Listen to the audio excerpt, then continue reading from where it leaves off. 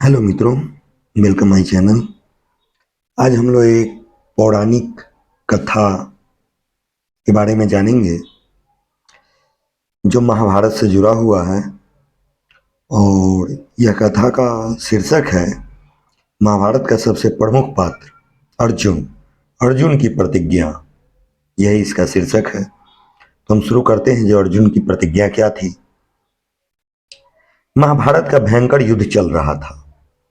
लड़ते लड़ते अर्जुन रण क्षेत्र से दूर चले गए थे, क्योंकि महाभारत का युद्ध मित्रों 18 दिनों तक चली थी। 18 दिनों। एक ओर कौरव था, कौरव की सेना थी, दूसरे ओर पांडव की सेना थी। कौरवों की सेना में असंख्य योद्धा थे, ठीक है।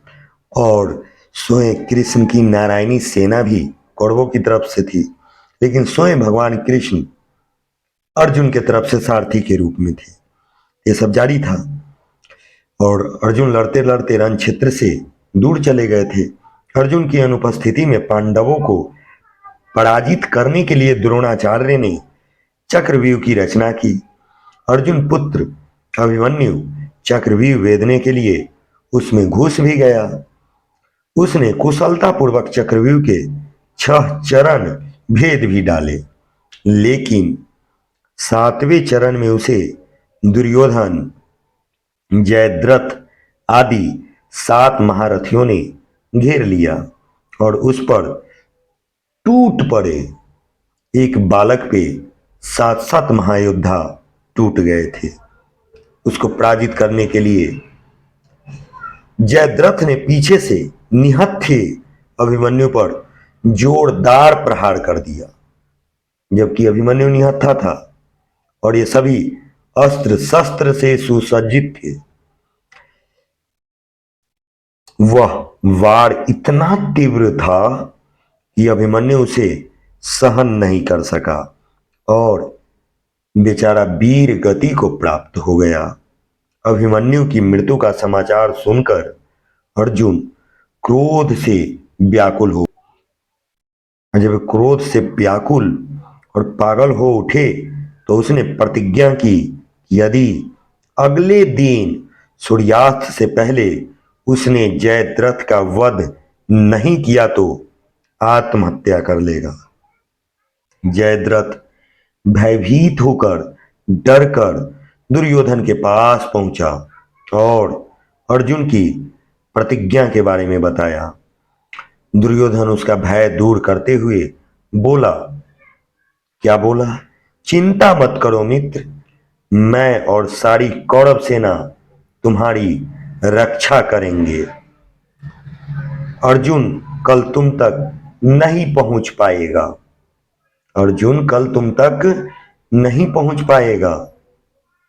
उसे आत्मदाह करना ही पड़ेगा। अगले दिन युद्ध शुरू हुआ। अर्जुन की आंखें जयद्रथ को ढूंढ रही थी, किंतु वह कहीं नहीं दिखा, कहीं नहीं मिला। दिन बीतने लगा। धीरे धीरे अर्जुन की निराशा बढ़ती गई। यह देख श्री कृष्ण बोले, पार्थ, समय बीत रहा है और कौरव सेना ने जयद्रथ को रक्षा कवच में घेर रखा है। अतः तुम शीघ्रता से कौरव सेना का संहार करते हुए अपने लक्ष्य की ओर बढ़ो। यह सुनकर अर्जुन का उत्साह बढ़ा और वह जोश से लड़ने लगे, लेकिन जयद्रथ तक पहुंचना मुश्किल था। संध्या होने वाली थी। तब श्री कृष्ण ने अपनी माया फैला दी। इसके फलस्वरूप सूर्य बादलों में छिप गया और संध्या का भ्रम उत्पन्न हो गया। संध्या हो गई है और अब अर्जुन को प्रतिज्ञावश आत्मदाह करना ही होगा। यह सोचकर जयद्रथ और दुर्योधन खुशी से उछल पड़े। अर्जुन को आत्मदाह करते देखने के लिए जयद्रथ कौरव सेना के आगे आकर अट्टहास करने लगा। जयद्रथ को देखकर श्री कृष्ण बोले, पार्थ, तुम्हारा शत्रु तुम्हारे सामने खड़ा है। उठाओ अपनी गांडीव और वध कर दो इसका। वह देखो, अभी सूर्यास्त नहीं हुआ है। यह कहकर उन्होंने अपनी माया समेट ली। देखते ही देखते सूरज बादलों से निकल आया। सबकी दृष्टि आसमान की ओर उठ गई। सूरज अभी भी चमक रहा था। यह देख जयद्रथ और दुर्योधन के पैरों तले जमीन खिसक गई। जयद्रथ भागने को हुआ, लेकिन तब तक बहुत देर हो चुकी थी। अर्जुन ने अपनी गांडीव उठा लिया था।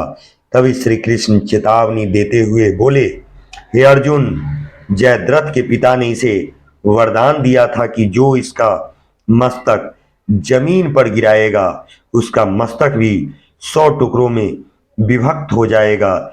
इसलिए यदि इसका सिर जमीन पर गिरा तो तुम्हारे सिर के भी 100 टुकड़े हो जाएंगे। हे पार्थ, उत्तर दिशा में यहां से 100 योजन की दूरी पर जयद्रथ का पिता तप कर रहा है। तुम इसका मस्तक ऐसे काटो कि वह इसके पिता के गोद में जा करके गिरे।